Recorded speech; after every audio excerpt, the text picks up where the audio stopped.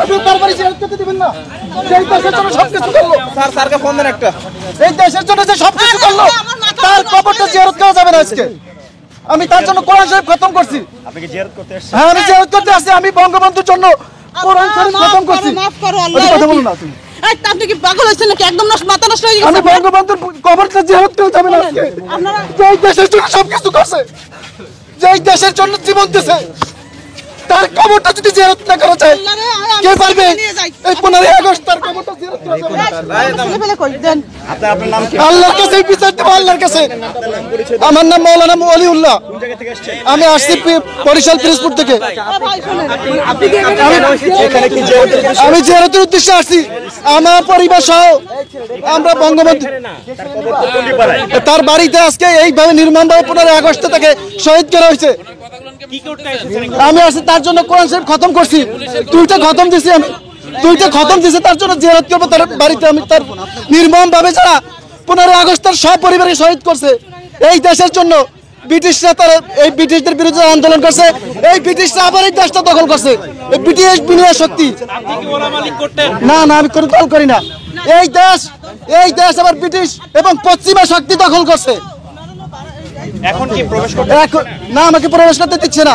আপনি কি প্রবেশ করতে এসেছিলেন? যে আমি তার জন্য কোরআন শরীফ খতম দিছি, দোয়া করবো। আমি এই জন্য আসছি তার পরিবারের জন্য। নিয়ে এসেছেন? হ্যাঁ, আমি আর স্ত্রী আমার 3 সন্তান সহ আসছি। এখানে জানান না এখানে বাধা আছে বা এখানে এলে সমস্যা? কেন বাধা হবে এটা আমরা জানি নাকি? সারা বছর তো এখানে সবসময় ঢুকে একজন মানুষ মারা গেছে, তার কবর জিয়ারত করলে এখন কি ক্ষতি হবে? এখানে তো তার কবর না, কবর তার পরিবারের সবাই তো এখানে নির্মমভাবে শহীদ হয়েছে এই 15 আগস্টে।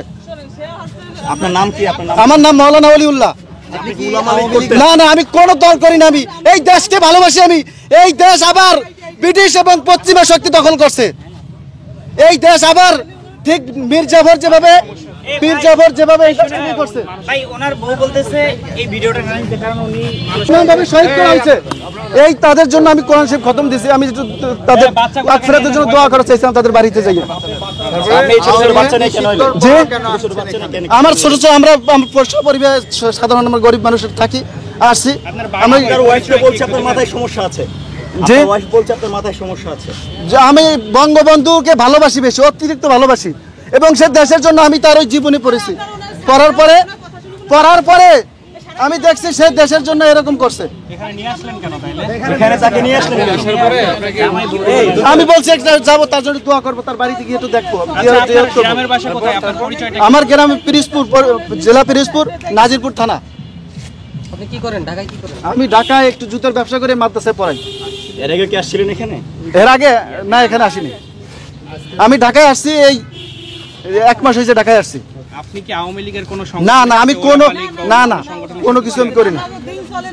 আমি বঙ্গবন্ধুকে এবং তার সহপরিবারকে এই 5 আগস্টে যে তার নির্মমভাবে হত্যা করছে, এই দেশের জন্য যে সবকিছু দিল, আজকে তার কবরটা জিয়ারত করা কেন নিষেধ হবে?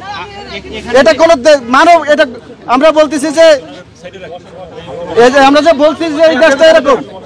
আপনি এই পাশে কথা বলেন, আমি ওর সাথে কথা বলতেছি, আপনারা ভিতরে নিয়ে করেন।